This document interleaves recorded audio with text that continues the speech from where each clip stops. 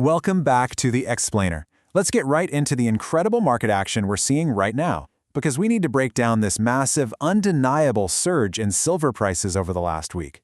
If you've been watching the charts at all, you know silver is absolutely on fire, soaring over 10% in just a matter of days. It's a move that has caught a lot of people's attention, and, honestly, for good reason. So here is the million-dollar question every trader and investor is asking right now. Will $70 or $100 come first? I mean, is this massive momentum we're seeing the start of a historic runaway run to the upside? Or is this just a trap waiting to suddenly reverse on anyone chasing the highs? Today, we're going to unpack exactly what the data and the structural fundamentals are actually telling us.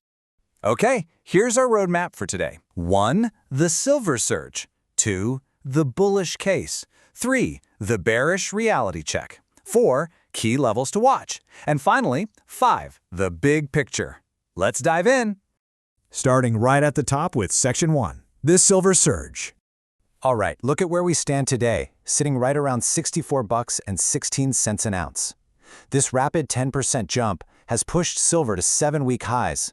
It's a super powerful psychological and technical level, and it's basically forcing the entire market to sit up and take notice. But to figure out if it can actually last, we've got to look under the hood. Which brings us to Section 2, the bullish case. Why exactly is this happening? We've literally got a perfect storm brewing here, with 3 major bullish drivers fueling this aggressive upside. First up, a weaker US dollar, which is largely driven by expectations that the Fed is going to cut rates. You know, a weaker dollar instantly makes silver cheaper for international buyers. Second, we have surging Chinese demand acting as a huge catalyst right now. And third, pure technical breakouts, silver pushed above key resistance levels between $61.45 and $63.47. When that happens, it just triggers algorithmic buying and brings momentum traders rushing right into the market. Let's zoom in on that second point for a second, because this number is just staggering, 62%. To put that Eastern demand into perspective, Chinese year-over-year silver imports have skyrocketed by an astonishing 62%. Remember, silver isn't just a shiny precious metal. It's a highly conductive industrial metal. China is hungrily feeding its massive manufacturing bases, specifically for solar panels, EVs, and electronics. They are basically buying up everything they can get their hands on. Because of this insatiable industrial hunger, some analysts are looking at this trajectory and throwing out some seriously eye-watering projections. If this level of industrial demand continues uninterrupted, we're seeing targets of $100 to $120 an ounce. That's the ultimate bullish scenario playing out right there. But before we get totally carried away, let's pivot to Section 3, the bearish reality check.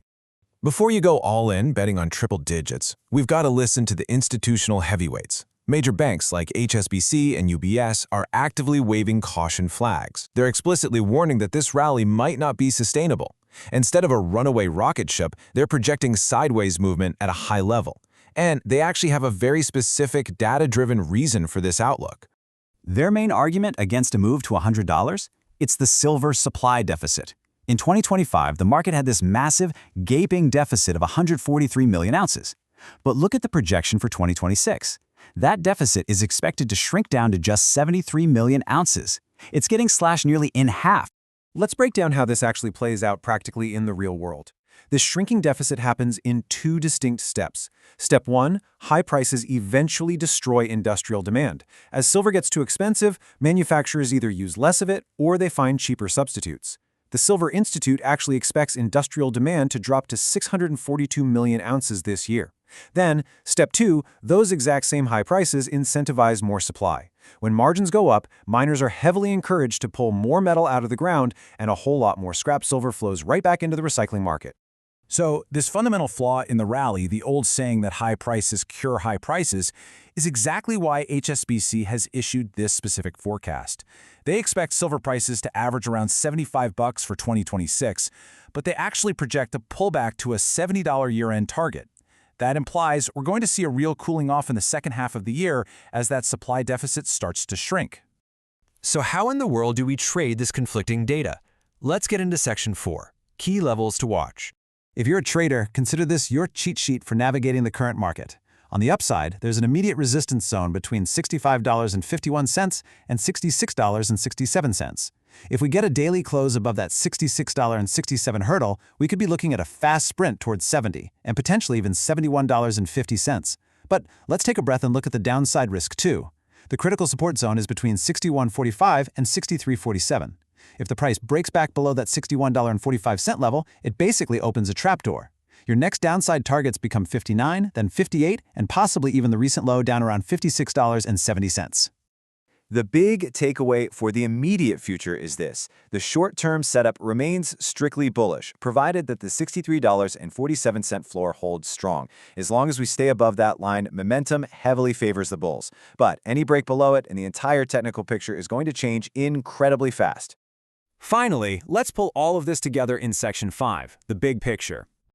We are basically watching a giant financial tug-of-war play out right in front of us. On one side, like the Silver Institute pointed out, we have fading industrial demand as high prices force manufacturers to substitute or cut back.